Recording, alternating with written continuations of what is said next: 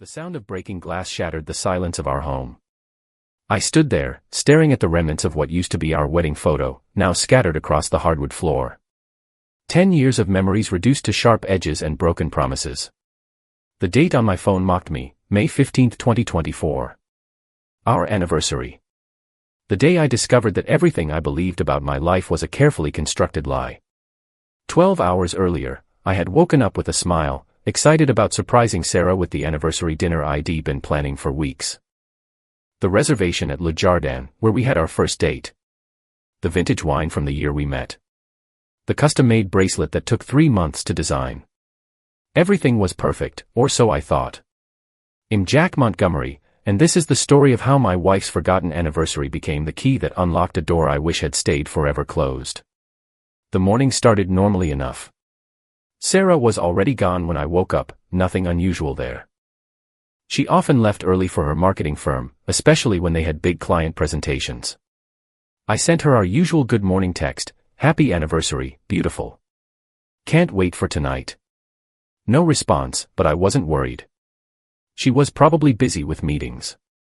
Lucas, our 8-year-old son, bounded into the kitchen as I was making his breakfast. "Dad, is Mom coming to my science fair today?"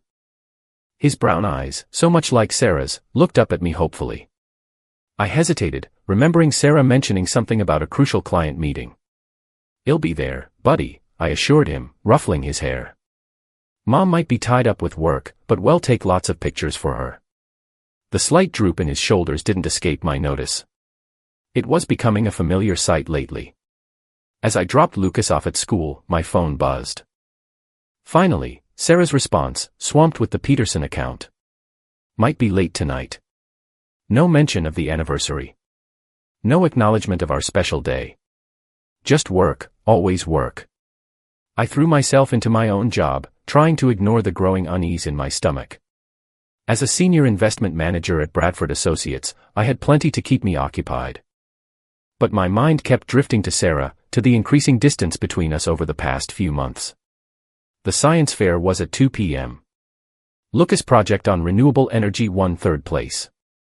His face lit up when he saw me in the audience, but I caught him scanning the crowd, looking for his mother. Another absence, another disappointment. "Shall make it up to you, champ," I said as we drove home, his bronze medal hanging from the rearview mirror. "Mom's just really busy right now." Like she was busy for my soccer championship. Lucas' voice was quiet, matter-of-fact in a way that hurt more than anger would have. "It's okay, Dad. I'm used to it." Those words haunted me as I prepared for the evening. Used to it. When had we become a family that got used to absence? I left Lucas with Mrs. Peterson, our elderly neighbor who had become a surrogate grandmother to him. The restaurant reservation was for 7:30. I went home to change, the gift-wrapped bracelet box burning a hole in my pocket. 6:30 p.m., no word from Sarah. 7 p.m., straight to voicemail. 7:30 p.m., the maitre d' at Le Jardin was sympathetic as I cancelled our reservation. 8:30 p.m., still nothing. By 9 p.m., worry had overcome my disappointment. This wasn't like Sarah, even with her recent distant behavior. I called her office. "I'm sorry, Mr. Montgomery," her assistant Jenny's voice was hesitant. "Sarah left around noon today. Said she had a client meeting off-site." Something in Jenny's tone made me pause. "Jenny, how long have you worked with Sarah?" A long silence. 3 years, sir. "And in those 3 years, have I ever given you reason to think I'm anything but a good husband to her?" Another pause. "No, sir. You've always been very good to her." "Then please, Jenny. If you know something." I heard her take a deep breath. She left with Mark Crawford. They took his car. Mark Crawford. The name hit me like a physical blow. Our old friend from college. Best man at our wedding. The same Mark who had mysteriously drifted away from our social circle about 6 months ago, right around the time Sarah started working late so often. "Thank you, Jenny." My voice sounded strange, distant. "One more thing, does the Peterson account actually exist?" "No, sir." "I'm so sorry." I hung up and sat in our darkened living room, surrounded by the photos of our life together. Sarah and me on our honeymoon in Bali. Lucas' first birthday. Family Christmas last year, all of us in matching sweaters, looking so damn happy.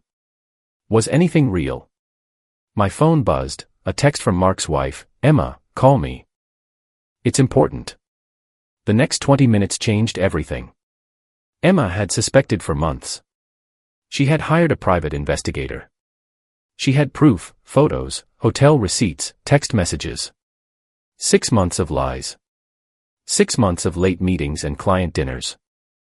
I wasn't going to say anything today, Emma's voice cracked. But when I saw them together at the Grand Hotel. Jack, I couldn't let you spend your anniversary not knowing. The Grand Hotel. 15 minutes away.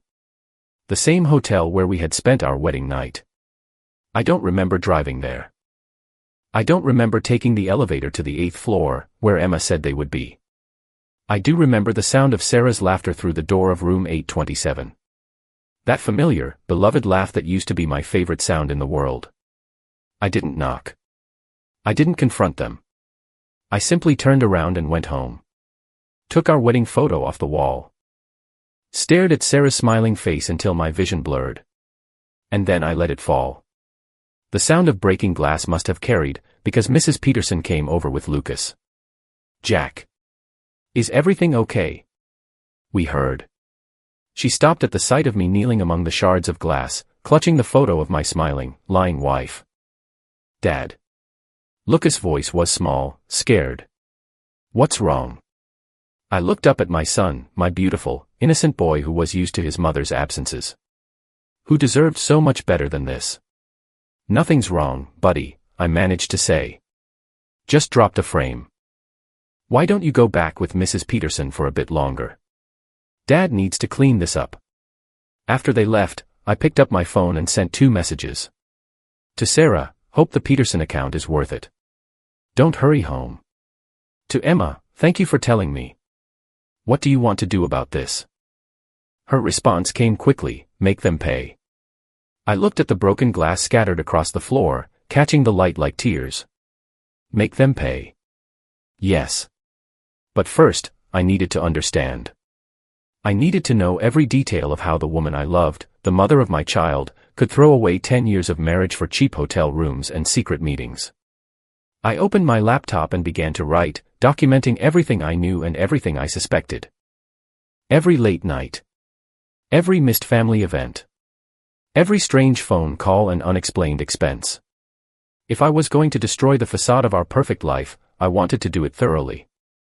The clock struck midnight. May 16th. The first day of my new life as a man who no longer trusted love. My phone buzzed one last time. Sarah, Jack, I can explain everything.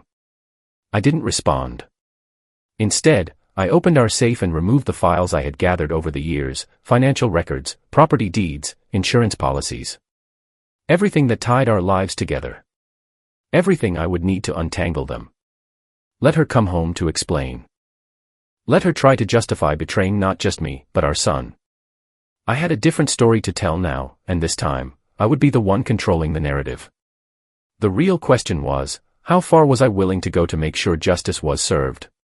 As I sat in our kitchen, surrounded by the evidence of our shared life and shattered trust, I realized I was about to find out. Because this wasn't just about a forgotten anniversary anymore. This was about vengeance, justice, and the fine line between the two. And I was just getting started. They say the darkest hour is just before dawn. But as I watched the sun rise through our kitchen window, the darkness inside me only grew deeper. I hadn't slept. How could I? The shards of our wedding photo still lay in the trash, a fitting metaphor for the fragments of my marriage scattered around me. Sarah hadn't come home. The first rays of morning light crept across our granite countertops, illuminating the evidence I'd spent the night gathering. Bank statements showing unexplained withdrawals. Phone records with the same number appearing over and over. Hotel receipts Emma had sent me, each one a fresh knife in my back. But it was the photos that hurt the most, Sarah and Mark entering the Grand Hotel together, her hand in his, wearing the red dress I'd bought her for our 9th anniversary. The buzz of my phone startled me. Another message from Sarah, "I'm coming home. We need to talk." I stared at those words until they blurred. 5 hours of silence after my message, and this was her response. My fingers hovered over the keyboard, but what could I say? That I knew about the affair? That I had evidence? That our son had spent the night asking Mrs. Peterson why his daddy was so sad? Before I could decide, headlights swept across the kitchen wall. The familiar sound of Sarah's car pulling into our driveway sent my heart racing. This was it. The moment of confrontation I'd been rehearsing all night. I heard her key in the lock, the soft click of her heels on the hardwood floor. She was trying to be quiet, probably thinking I was asleep. The irony almost made me laugh. "Jack." Her voice was tentative as she entered the kitchen. "You're up early." I didn't turn around. I kept staring out the window, watching our neighbor Mr. Thompson walk his dog, going about his normal morning routine as if the world hadn't just shattered. I never went to bed. She set her purse down, the expensive one she'd bought last month with money that could have gone to Lucas' summer camp. "Jack, about last night." "Which part?" I finally turned to face her. She looked exhausted, her makeup slightly smeared, hair disheveled. The sight of her like this, clearly fresh from another man's bed, made my stomach turn. "The part where you forgot our anniversary? Or the part where you spent it with Mark Crawford in room 827 of the Grand Hotel?" The color drained from her face. For a moment, she looked like she might deny it, but something in my expression must have told her it would be pointless. "How long have you known?" she whispered. "Long enough to know it wasn't the first time." I gestured to the papers spread across the counter. "Emma's known for months." "Did you really think she wouldn't figure it out?" "That I wouldn't." Sarah sank into one of the kitchen chairs, her designer dress wrinkled from a night spent. I forced the thought away. "It's not what you think," she began, but I cut her off.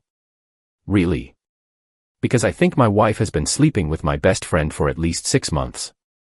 I think she's been lying to me, to our son, making us believe she was working late while she was." My voice cracked. "Do you know what Lucas said yesterday? He said he's used to you not being there.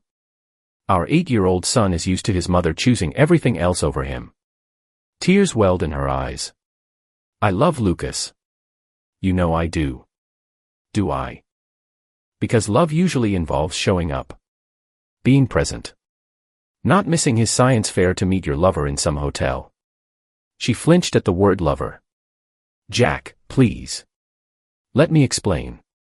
"Explain what?" "How you could throw away 10 years of marriage. How you could betray not just me, but Emma. Mark's children. Was it worth it, Sarah? Was he worth destroying 2 families over?" "It's complicated," she whispered. I laughed, a harsh sound that made her jump. "No, it's actually very simple. You made a choice. Multiple choices, every time you met him. Every time you lied to me. Every time you missed another moment of Lucas' life." I pulled out my phone and showed her the photos Emma had sent. Sarah and Mark entering various hotels. Intimate dinners at restaurants across town. Her face crumpled as she scrolled through them. "Emma hired a private investigator," I explained. "She has everything. Dates, times, locations. She even has copies of your text messages." Sarah's head snapped up. "She what? Did you really think she wouldn't fight for her marriage? For her children? Unlike you, some people actually take their vows seriously." The sun was fully up now, casting harsh light on Sarah's tear-stained face. She looked smaller somehow, diminished. The powerful marketing executive was gone, replaced by a woman who finally realized she couldn't spin this story in her favor. "What are you going to do?" she asked. I pulled out another document, one ID printed just before dawn. "I've already done it. I called my lawyer last night. The divorce papers will be ready this afternoon." "Divorce?" She stood up so quickly her chair toppled backward. "Jack, no. We can work this out. We can get counseling. Like we did 6 months ago. When you swore you were just working too much, that you'd make more time for family. Was that when it started with Mark, or were you already sleeping with him then?" Her silence was answer enough. Lucas will be up soon, I said, my voice steady despite the trembling in my hands. He has a math test today. I won't let you destroy his routine any more than you already have. So hey Race, what's going to happen? You're going to go upstairs, take a shower, and get ready for work like it's a normal day. When Lucas comes down, you're going to smile and ask about his science fair project, the one you missed, and act like his mother for once. And then you're going to leave for work, just like always. But this time, you'll meet with your lawyer instead of Mark. Because by the end of today, everyone will know. Emma's filing for divorce too. She's already told Mark's firm about the affair. Sarah gasped. She can't. The scandal could ruin his career. Funny how you're worried about his career now, when you weren't worried about his marriage or his children. Or ours. The sound of movement upstairs made us both freeze. Lucas was awake. Remember, I said quietly, one morning of normalcy. That's all I'm asking. For Lucas. You owe him that much.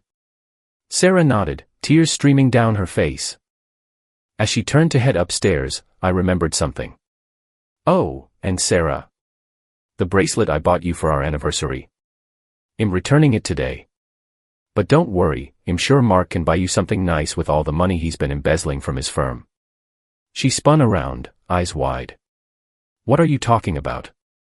I smiled, and for the first time since yesterday, it felt genuine. You didn't think Emma only investigated the affair, did you?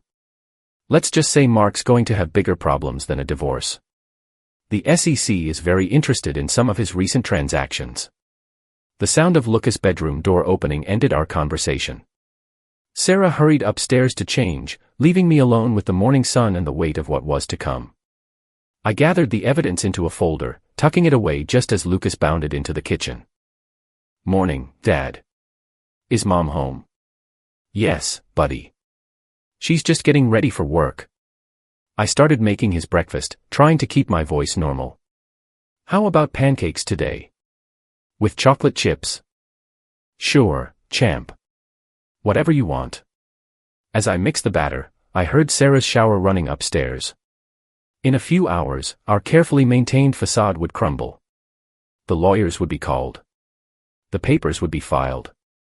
The truth would spread through our social circle like wildfire. But for now, I would make chocolate chip pancakes for my son. I would help him review for his math test. I would pretend, for one more morning, that our world wasn't falling apart. Because sometimes, the greatest act of love is protecting those we care about from the harsh truth, even if only for a little while longer. The Price of Trust, Part 3. They say revenge is a dish best served cold. But as I sat in my lawyer's office 3 days after confronting Sarah, watching the color drain from her face as the reality of our situation sank in, I felt nothing but a burning heat in my chest. Mr. Montgomery, her lawyer began, these terms are completely unreasonable.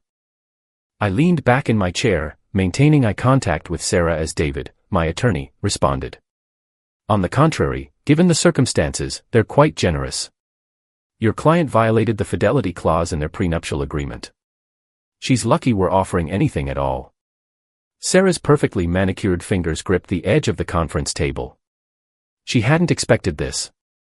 Of course she hadn't, she'd forgotten about the prenup just like she'd forgotten our anniversary.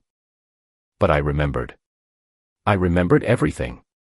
The last 3 days had been a blur of calculated moves and careful preparations. While Sarah had been frantically calling and texting, begging for another chance, I'd been methodically dismantling the life we'd built together. 48 hours earlier. The news about Mark's financial irregularities hit the morning papers faster than anyone expected. Emma's evidence, combined with an anonymous tip to the SEC, I'd never confirm or deny my involvement, had triggered an immediate investigation. Mark's firm suspended him pending the outcome, but we all knew he wouldn't be coming back. I was in my home office, reviewing the preliminary divorce papers, when Sarah burst in. Did you do this? She demanded, waving her phone with its headlines about Mark. Are you trying to destroy him? I looked up calmly. I didn't make him embezzle millions from his clients. Just like I didn't make you sleep with him.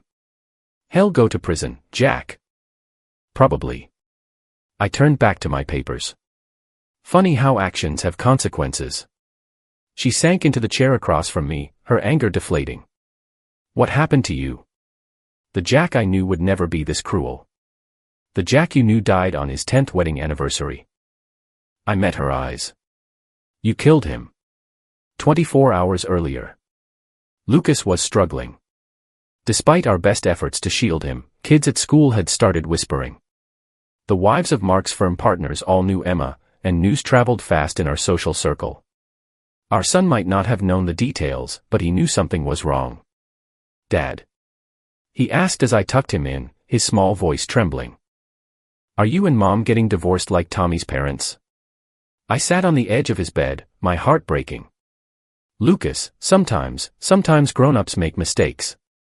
Big mistakes that hurt the people they love. Did Mom make a mistake? I stroked his hair, choosing my words carefully. Yes, buddy, she did. But I want you to remember something, none of this is your fault. Mom and I both love you very much, even if things are going to be different now. Different how? Well, Mom and I won't be living together anymore.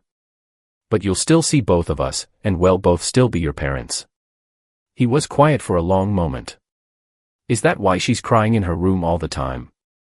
I hadn't known that. Sarah had moved into the guest room, and we'd barely spoken except about Lucas.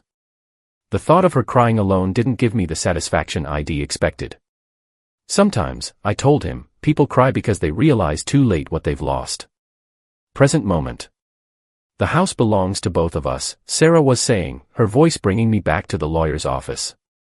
You can't just. Actually, he can, David interrupted, sliding another document across the table. The house was purchased with Mr. Montgomery's inheritance money before your marriage.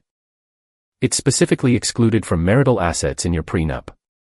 I watched the realization hit her, she would lose everything. The house. Her social standing. The comfortable life she'd taken for granted.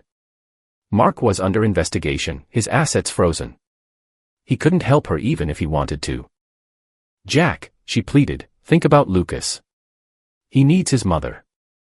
He needed his mother at his science fair. At his soccer games. On all those nights you were with Mark. I leaned forward. But don't worry, I'm not keeping him from you. Joint custody, supervised visitation until the court is satisfied you can put his needs first. Sarah's lawyer whispered something to her, but she shook her head. I want to speak to Jack alone. Both lawyers looked at us. I nodded, and they left the room. The silence stretched between us like a chasm. Sarah looked different now, smaller, somehow. The confident, successful woman I'd married seemed to have vanished, leaving behind someone I barely recognized. Do you remember, she said softly, our first apartment? That tiny one-bedroom walk-up. Sarah. We were so happy there. No money, no status, just us. When did that stop being enough? I stood up, unable to sit still under the weight of her words. Don't try to rewrite our history to justify what you did. I'm not justifying anything. I'm trying to understand it myself. She wiped away a tear. I got lost somewhere along the way. The promotions, the social climbing. I became someone I don't even like. And Mark was a symptom, not the cause. She looked up at me. I don't love him, Jack. I never did. That makes it worse, not better. I know. She stood up, smoothing her skirt with trembling hands. I'll sign the papers. You can have the house, the full custody, everything. Just promise me something. I waited. Don't let Lucas hate me. He can be angry, he can be hurt, but please, don't let him hate me. For the first time since discovering her betrayal, I felt my anger crack, just slightly. I won't have to do anything. Whether he hates you or not, that's entirely up to you and what you do next. She nodded, tears flowing freely now. I'm so sorry, Jack. Not just for Mark, but for everything. For becoming someone who could hurt you like this. For letting Lucas down. I know it doesn't change anything, but I need you to know, this version of me. The one who broke our family. I hate her too. I watched her walk to the door, this woman who had been my wife, my best friend, the mother of my child. For a moment, I saw flashes of the girl I'd fallen in love with, the one who'd dreamed big dreams with me in the tiny apartment, who'd held my hand through my father's funeral, who'd cried tears of joy when Lucas was born. "Sarah," I called out as she reached for the doorknob. She turned. "I don't hate you either. I just don't know who you are anymore." She gave me a sad smile. "Neither do I. But maybe that's where I need to start." As she left, I sat back down, suddenly exhausted. The anger that had driven me for days felt different now, not gone, but transformed into something else. Something that felt almost like grief, not just for my marriage, but for the people we'd been and the future we'd lost. The lawyers came back in, ready to continue, but my mind was already elsewhere. On Lucas, who would need both his parents to find a way forward. On Emma and her children, navigating their own path through this mess. On the long road ahead for all of us. Because sometimes the hardest part isn't the betrayal itself, but finding a way to rebuild from its ashes without letting the bitterness consume you.